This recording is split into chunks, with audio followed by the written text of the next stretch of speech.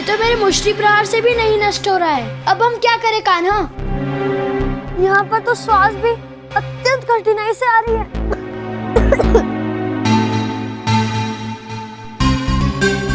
हे वरुण देव, आप हमारी सहायता कीजिए। प्रणाम नारायण।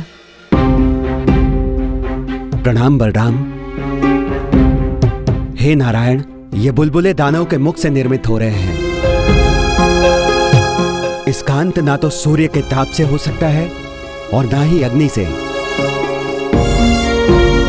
इसमें जो भी व्यक्ति बंदी बनता है उसकी मृत्यु के पश्चात ही यह बुलबुला नष्ट हो सकता है प्रभु।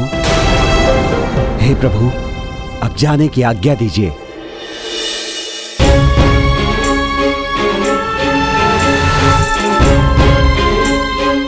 इसका अर्थ यह है कि हम में से किसी एक को अपना देह त्यागना होगा। दाऊ कान्हा, मैं त्यागूंगा।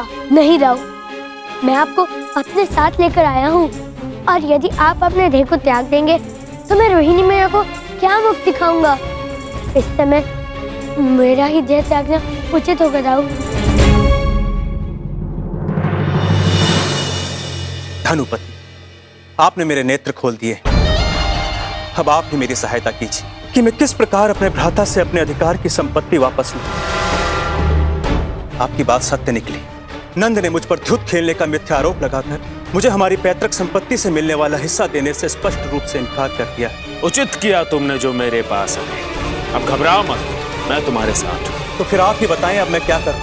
है एक मार्ग जिससे तुम सब कुछ प्राप्त कर सकते हो।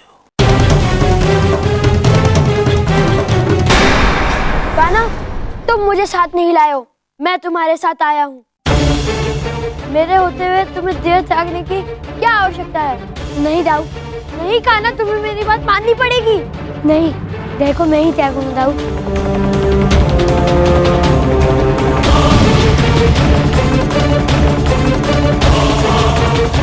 दाऊ, हम दोनों ही जीवित हैं। फिर ये बुलबुला अपने आप ही कैसे नष्ट हो गया? कान्हा, वो देखो, वहाँ एक मक्खी मृत पड़ी है।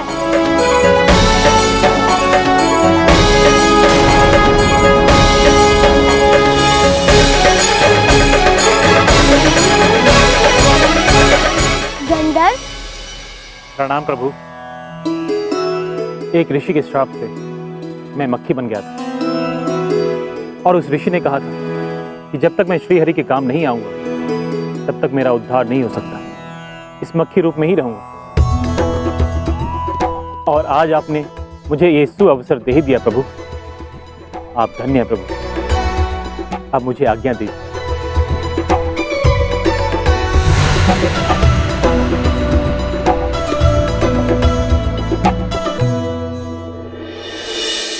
क्या हो रहा है?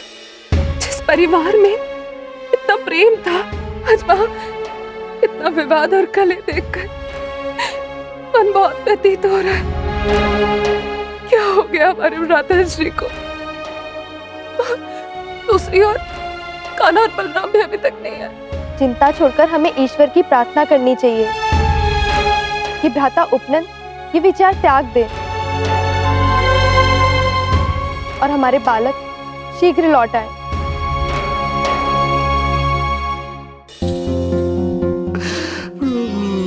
कान्हा, ये किसका क्रंदन?